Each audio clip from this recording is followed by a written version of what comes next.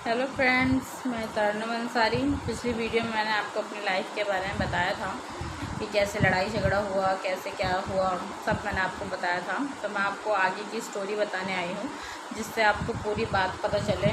इस वीडियो में ये बताऊँगी कि कैसे फिर हमने शादी की और कैसे फिर क्या हुआ। तो वही लड़ाई झगड़ा हुआ बहुत ज़्यादा। तो फिर मेरे अम्मी पापा मुझे घर में रखने लगे। बोल दिया उन्होंने कि कहीं जाना नहीं है, सिलाई सेंटर, कंप्यूटर क्लास सब बंद करवा दिया मेरा। और मुझे घर में रखा गया। तो ये था, मुझे उस टाइम बहुत अजीब लग रहा था, समझ नहीं आ रहा था क्या करूँ, क्योंकि कुछ ऐसा वैसा सोचा हुआ नहीं था।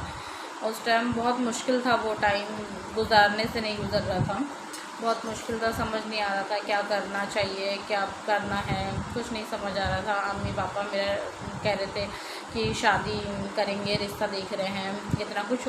जाहिर सी बात है, कोई भी माँ बाप हो, जिस लड़की के चक्कर में इतना कुछ हुआ हो तो वो यही करेंगे कि हाँ अब इसकी शादी कर देनी चाहिए। तो वो रिश्ता देखने लगे, रिश्ते की बात करने लगे और बहुत मुश्किल वाले दिन थे वो मेरे लिए। तो मैं घर में रहने लगी, बिल्कुल समझ नहीं आ रहा था क्या करूं। तो फिर हुआ ये कि मुझे रिश्ता देखने लगे। तो मुझे ये था कि अगर मैं किसी से शादी कर लेती हूँ और उसके साथ रहने लगती हूँ, ये मेरी अम्मी के घर है, कभी तो आऊँगी मैं, कभी ऐसी बातें छुपती नहीं हैं। एक से दो, दो से चार ऐसे होती हैं। जो लोग गांव से, कॉलोनियों से बिलोंग करते हैं, उन लोगों को पता होगा कि कितनी बड़ी बात होती है ऐसा किसी के घर में होना, किसी के साथ होना बहुत बड़ी बात होती है। तो ऐसे ही मुझे था कि कभी मैं कर लूँ और कभी पता चल जाए उसको ये सब चीज़ें, तो क्या कैसी होगी लाइफ मेरी, कितनी जो आज जो दिन है उससे भी कहीं ज़्यादा बुरे दिन होंगे वो।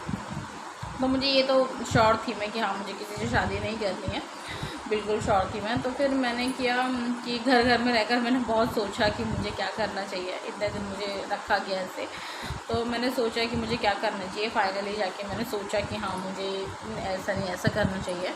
तो मैंने फर्स्टली अपने हस्बैंड से बात की। मैंने उनको बोला कि देखिए आपके चक्कर में ऐसा ऐसा हुआ है और ऐसे मेरे घर में मुझे रहना बहुत मुश्किल है मेरे लिए। और मैंने उस टाइम भी ये नहीं सोचा शादी करने के लिए। मैंने ये सोचा कि कहीं अपना घर छोड़ देती हूँ, कहीं चली जाती हूँ, कहीं रेंट पे रहती हूँ, वहाँ कुछ पढ़ूँगी, कुछ काम वाम करूँगी जिससे अपना गुजारा कर सकूँ, लेकिन मैं यहाँ नहीं रहूँगी। तो ये सोचकर मैंने घर छोड़ा अपना कि मुझे नहीं रहना घर पर। मैंने जब घर छोड़ दिया फिर मैंने अपने हस्बैंड से बात करी, उनको बोला कि ऐसा ऐसा देखिए ऐसा ऐसा हुआ है आपके चक्कर में, ऐसे ऐसा मैं ऐसे नहीं रह सकती और मुझे अब समझ नहीं आ रहा मैं क्या करूं, और मैं ऐसे नहीं रह सकती, ऐसा ऐसा हुआ है आपके चक्कर में। उस टाइम मेरे हस्बैंड भी अपनी फैमिली से बहुत परेशान थे और इनको भी था कि हाँ मेरी वाइफ मेरी बात नहीं मानती है। और बहुत सारी छोटी छोटी प्रॉब्लम थी जो मैं ऐसे सोशल मीडिया पे नहीं बता सकती। इनको भी अपने घर वाले से काफ़ी उस टाइम दिक्कतें थी। तो ये इनको भी था कि हाँ परेशान हूँ मैं अपनी फैमिली से। उस टाइम मेरा भी आपको पता ही है कैसे क्या क्या सब बातें।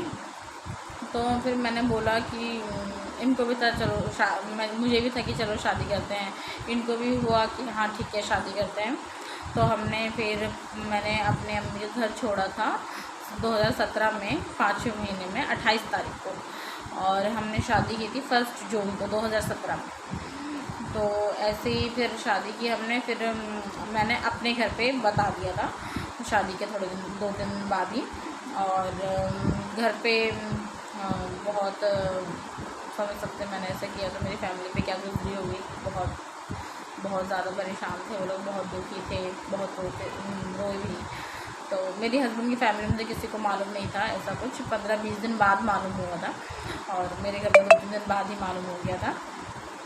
तो ऐसे ही फिर हम साथ रहने लगे। तो मेरे हस्बैंड मुझे भी मेरे पास भी रहते थे, लेकिन उस टाइम स्टार्टिंग में ये ज़्यादातर उधर ही रहते थे, क्योंकि जब मैडम को पता चला था, इनकी फर्स्ट वाइफ को, सॉरी, जब मैं मैडम बोलती हूँ उनको, कुछ नाम और बनी लेकिन मुझसे बड़ी हैं, और तो मैं मैडम ही बोलती हूँ।